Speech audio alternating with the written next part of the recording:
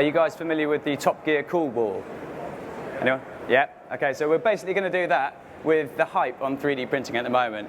I'm going to say a few sentences, and then I'm going to get you guys to say a few sentences. I have two beautiful assistants, Luke over there, and Fred over here, who will bring microphones out, and if you don't say anything, put your hand up, they will find and put it in your face to get an opinion. So, be ready, okay. A little bit about myself first. I set up a business called 3D Print UK a few years ago. Cunningly called it 3D Print UK, which has made me top of Google, which means I get all the riffraff coming through my website who've just heard of it and found the first thing they can see on Google and go, oh yeah, we'll speak to these guys. I've spoken to probably I've done over 20,000 emails and phone calls to people ranging from big corporate companies all the way down to 7-year-old boys. So I have received the front end of what the British expect from 3D printing, and some of it is just completely not possible. So I'd like to, the other thing is, I figure that there's quite a lot of people who actually work in the industry here, and most of the articles you read on the internet are generally done by people who've heard or read about it rather than actually worked in it, and all they've spoken to maybe some salesmen who want to sell them a product, or Chinese whispers basically. So can you put your hand up here if you actually work in 3D printing in the industry? We'll have a good knowledge. We've got a few. All right, cool. So we'll be looking for your opinions a lot as well. Right, I'm going to start with you can 3D print anything. So, common misconception. 3D printing has a lot of rules and regulations to it. You can't, on a lot of machines, you can't print certain complexities, which one of the sort of the traits of 3D printing is you can print any shape, but actually on some of the FDM machines you can't print overhangs unless they have a support material or you build a support structure into it. Anyone got an opinion on this? Sorry, this is all completely unprepared, so I'll need someone at least. No, it's ridiculous. Can you 3D print anything? No. Okay. So that was a simple first one.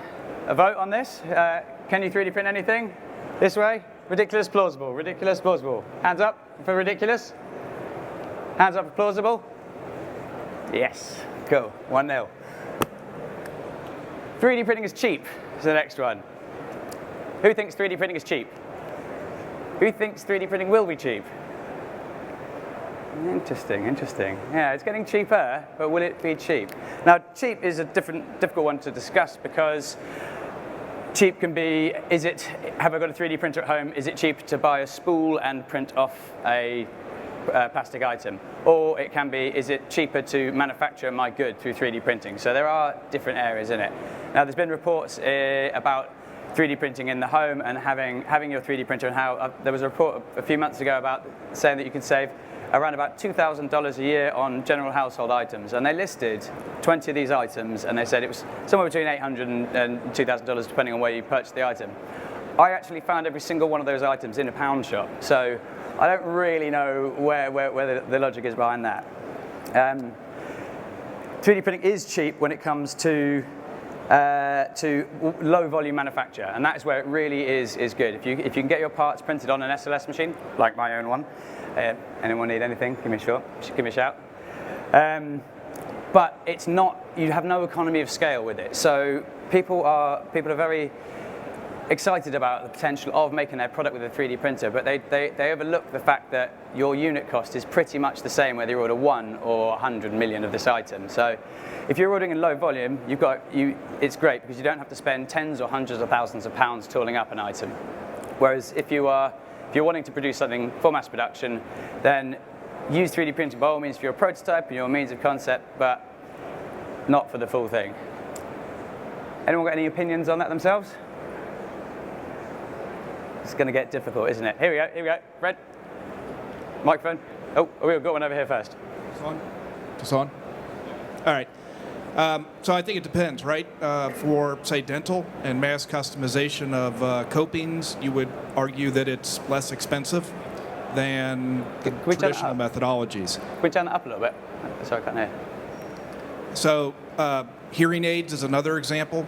You would argue that hearing aids, if printing hearing aids today, is probably less expensive than how you traditionally made them in the past. In fact, now that is the de facto way to print hearing aids, is to print the shell versus trying to handcraft it. So in those two examples, medical and medical, you see it. But they're generally one-off items. So, right. Well, they're mass customization. Mass customization. Yes. Now, yes. I'm with GE, so I'm going to talk next about the aircraft engines, and I'll talk a little bit about where we do see it when you're combining multiple components into one component. We find it to be more cost-effective and efficient. So it really depends, is kind of my perspective. Excellent. And there was one over here as well.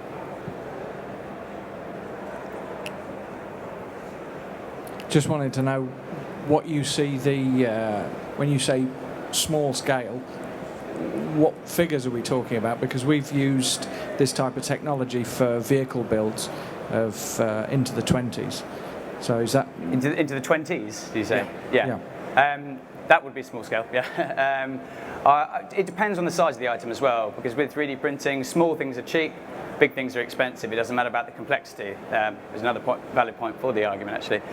So if you're printing something that sort of size, a run of a few thousand of them is perfectly viable with 3D printing. But if you're printing something the size of your head, you're talking £1,000 a print, which if you're making 100 of those, then it suddenly becomes a much better way to tool up a machine for injection molding.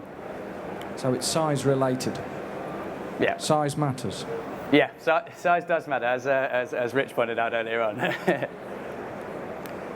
Excellent. Is anyone from Fripp Design here? They did a really great article on their blog about the cost of 3D printing. Worth a read, Fripp Design. Anyway, where should we go with this? 3D printing is cheap, 3D printing is cheap. It's a difficult. We've got one more. Got one more? Yeah, sorry. I'm actually in the jewelry trade, Okay. designer maker, and I think also it depends on the value added that you can put into the product, and certainly 3D printing allows you to do that value added, which does make it a lot cheaper than if you are basically making stuff in a different way, maybe sort of lost wax casting and such, because you can personalize it. Yeah. So it's that value added that I think is important as to how you see whether it's cheaper or not. Absolutely. Very valid point. Very valid point. Cool. So this feels like we should kind of rip this one in half and put one on one end and one on the other end. Does that feel right? Now, am I going to be able to rip it in half? Is the question. Oh yeah, really easy. Brilliant. 3D printing is environmentally friendly. Who thinks it is? Who thinks that additive manufacture is better than subtractive manufacture? Who? It seems to me that in the short term, people will be using 3D printing to save on volume in size. Inside objects, you can make them hollow, you can save on material. Yeah.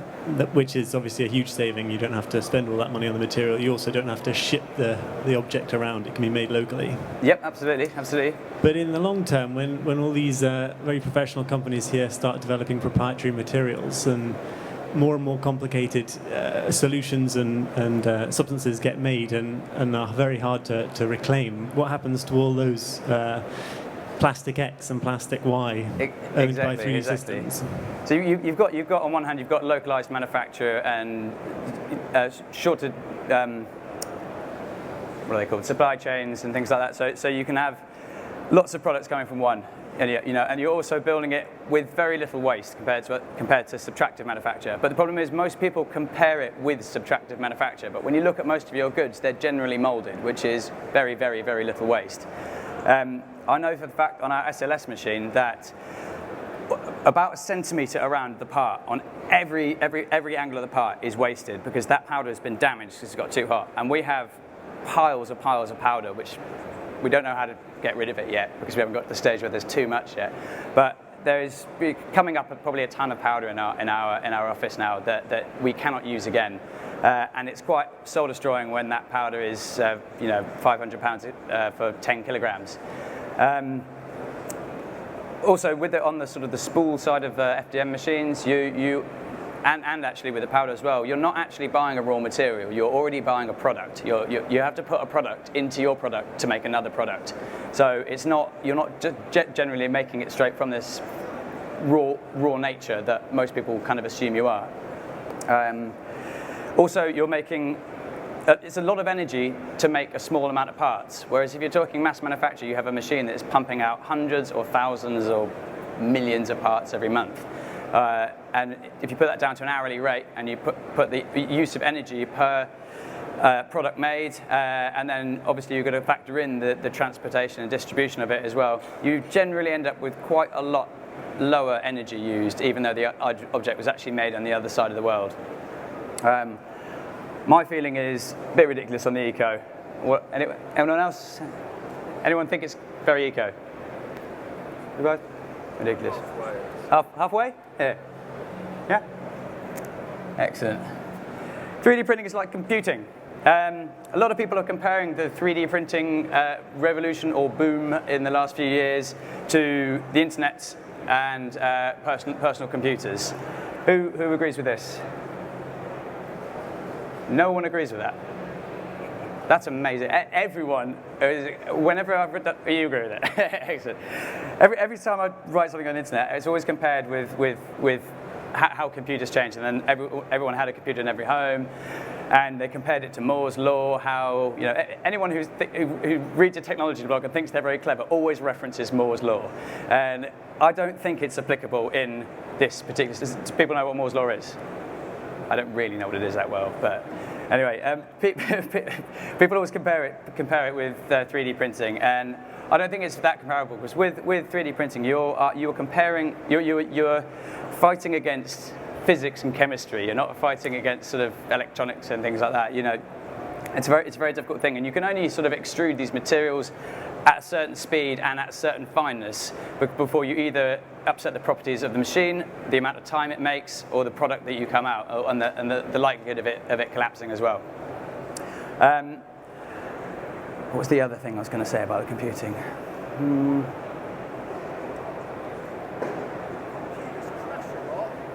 So do 3D printers. There was another really important thing, but it's gone. So I blame it on nerves. 3D printing is like computing and the internet. Ridiculous or real? Hands up for ridiculous. Hands up for it's like computing. It's ridiculous. Awesome. Cool. Downloadable products. Apparently everyone's going to have a 3D printer in their house in 5 years' time, and instead of going to the shop, you're going to download your product that you need. I personally think this is obviously ridiculous. You're probably getting the gist of this. I think most of these things are quite ridiculous. I think it's pretty ridiculous because the printers you can have in your house are generally, hang on a minute, just want to make sure I'm not double going across the other ones I'm going to do. The printers you can have in your house at the moment are generally single material printers. Now, if you look around at everything in your house that is made of just plastic, you're talking about a curtain hook and maybe a small plastic cup, or most things in your house that you actually go out to purchase are made of a combination of metals and plastics and rubbers and different things to make a decent product. Everything else is a sort of a Poundland product that is very, very simple. So why there is a need, just what Rich was saying earlier on, is there actually a need to have these downloadable products? I don't really think so. The other one is people talking about car mechanics and things having, in 20 years' time, instead of having a shipment of parts, they will have a wall of 3D printers, and you come in and your car's broken, and it's instead of you ordering the part in, they'll just print out a metal part of your car. I mean, does that sound feasible? Anyone think that's going to be in the future? You do? Excellent. Why?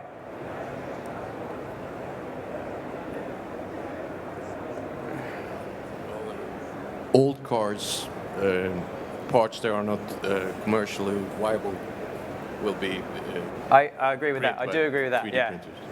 No, having vintage out of production vehicles, but I don't think 3D printing is necessarily the way to do it. If you're talking very high-end classic cars, you know, you're like, obviously everyone's seen that Jay Leno thing where he 3D prints the part of the Bugatti for these 3D scans. Metal 3D printing is a very, very expensive way of doing it. It would be quite a lot better to cast off another part, in my opinion. But anyone else got? Or are you going to say the same thing? Similar. Do you want to say it? Right? You should stand there.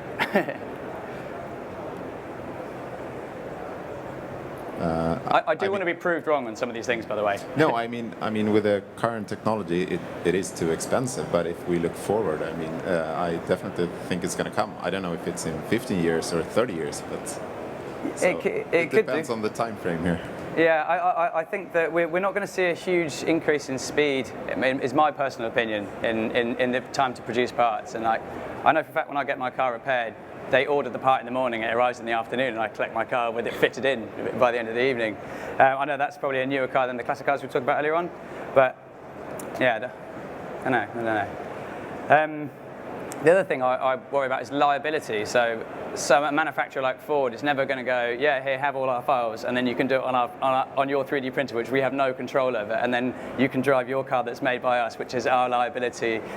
What if that part breaks? You know, I don't think that car manufacturers would release those particular files themselves, and I know people can duplicate them, but I would be skeptical whether you buy one yourself. So anyway, downloadable products. Oh, one more. Got more? Oops, two more. Sorry.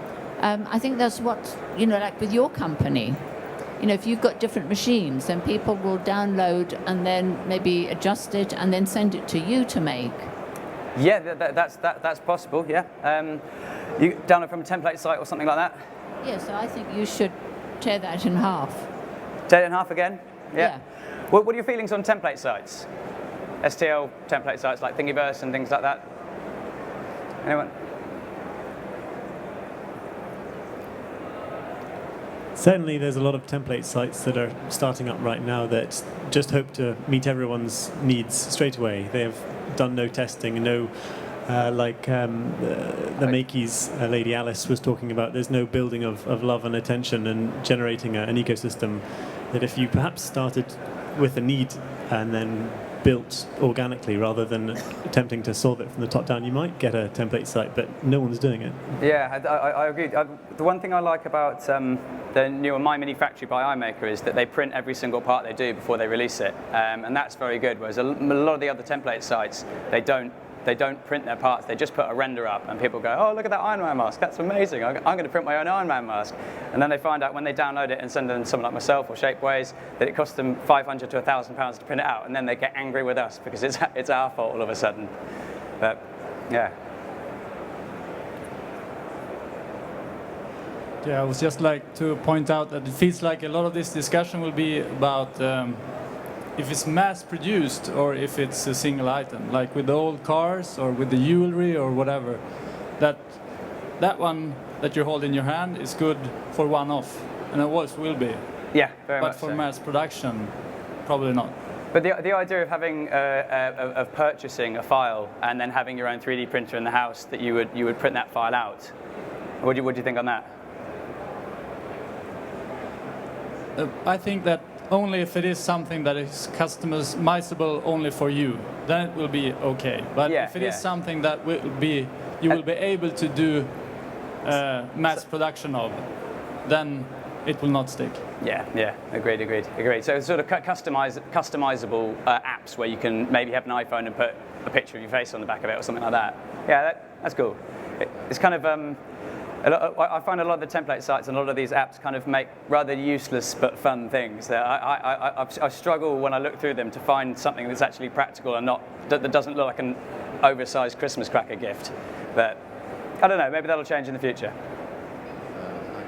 Is this on? Yo, I don't think that. Yeah. Okay. I think if you target specific consumers like engineers or like that needs to develop prototypes, I mean, I could imagine that I would want to buy a big set of components for prototyping. So that's a particular type of consumer, not, Yeah, yeah. maybe not mass consumer, but still Yep. a market. Excellent, excellent. Cool. So where are we going? Left, right, down the middle? Hands up for ridiculous. Hands up for plausible. This is good, it's good. Hands up for down the middle. It's going to go here, because that was a pretty even between down the middle and plausible. So we're pretty plausible with this. It's a good one, it's a good one. Decentralisation of design, democratisation of design. Everyone can be a designer. You don't have to choose your design if you see you've just bought a cupboard and the handle is not very to your style. Do you choose from the 10 million billion options out there, or do you go and get Google Sketchup and design it yourself? Who designs stuff themselves here and prints it out themselves here? Anyone? Yeah, 1, 2, 3, 4, 5, 6. Ah, nice number. How often do your designs come out exactly how you imagine them to come out? When I think of a picture and try and draw it on paper, nothing like what I thought it was going to look like. When I try and take a photograph of something that I can think, I'll go, oh, I'm going to take a photograph of a nice sunset. It never looks quite how I imagine it in my head.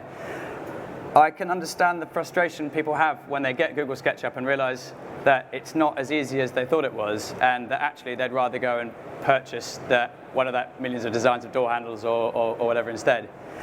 However, I think it is fantastic in one way that people are now, because 3D printing has come along, people now think that it's a way to get their brainwave idea that they've been sitting on for 10 years and didn't know how to actually get it made or manufactured and didn't know how to do the first step. And now they've heard of 3D printing, they think, oh, that's how I'm going to do it. Secretly, they could have done it by quite a lot of other methods and angles, and it probably will end up costing them the same whether they did it through a professional 10 years ago or through learning Google Sketchup and 3D printing, because it's the next stage of developing your product that is the big thing. But the fact that all these people are coming out of the woodwork and having these cool inventions coming out, and you see them all blogged over the internet, I think is a very, very good thing. However, it doesn't make people good at design because they've got a good idea.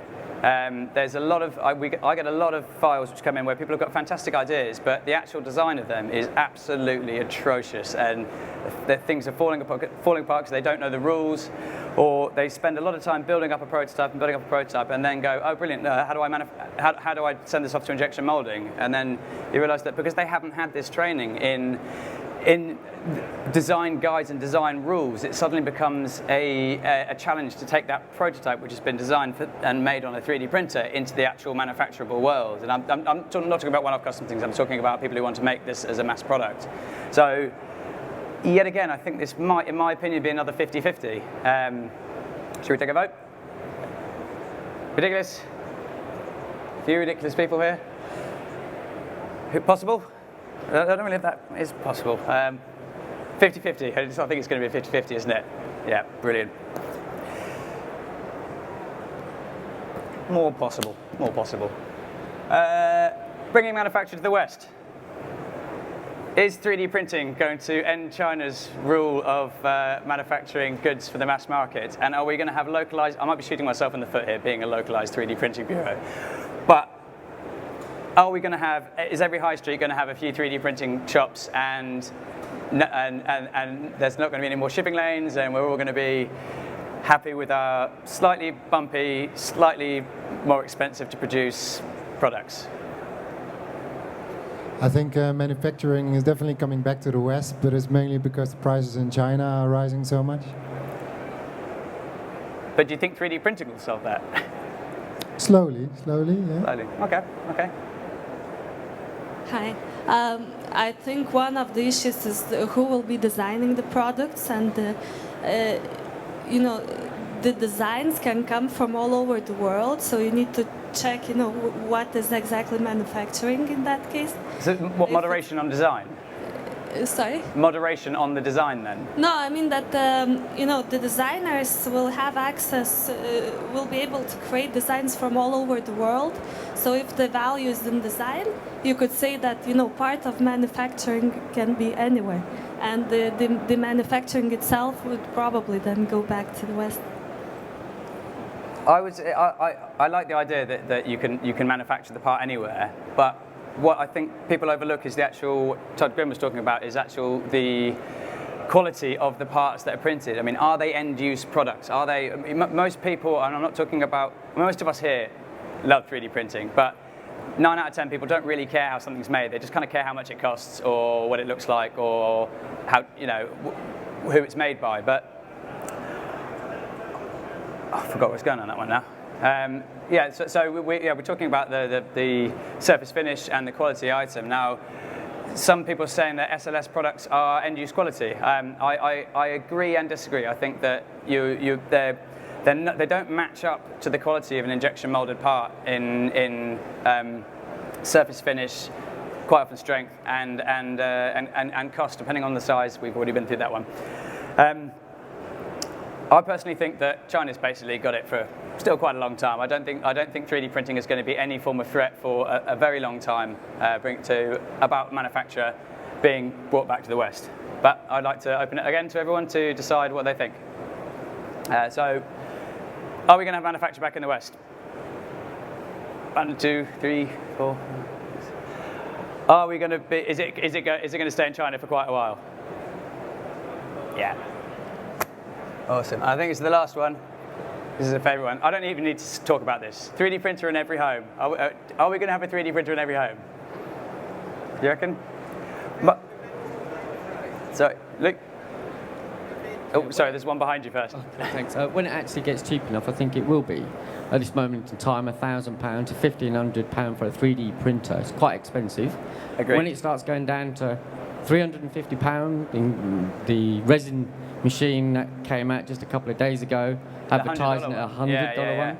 Now, when they come down to the price where it's just disposable, where you buy one for your family friend or buy one for your kids, and then if they get bored after a couple of weeks, you're not too bothered about losing the £300, then yeah, I think it would be. Okay, yeah, agreed. So Luke, there's one up front here as well. Let's go. Nope. Let's go here with the orange tag. Oh. Do you not think that people don't use their normal printers all the time anyway? I know that they print off parts for, they'll print off documents for air travel and things like that, but they're not getting used all the time. But there is one in every house. So maybe there'll be a 3D print in every home, whether it's being used or not, I don't know. Yeah, exactly. I mean, yeah, you could look at it one way, like we don't download and print out our newspapers every day because it's an expensive, stupid way of doing it.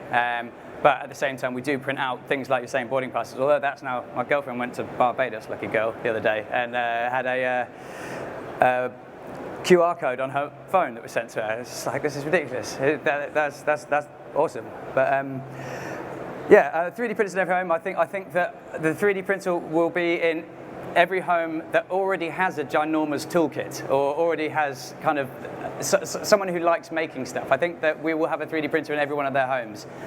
I don't think that it's going to be like normal printers. I don't think that it's going to be, we're going to be printing all the stuff we need because we just can. And I think, we live in a world where we can order something at 5 o'clock on a Friday or on a weekday, and it can be with us before 9 o'clock the next day, and it'll be a really good quality thing, and it'll be relatively cheap to purchase.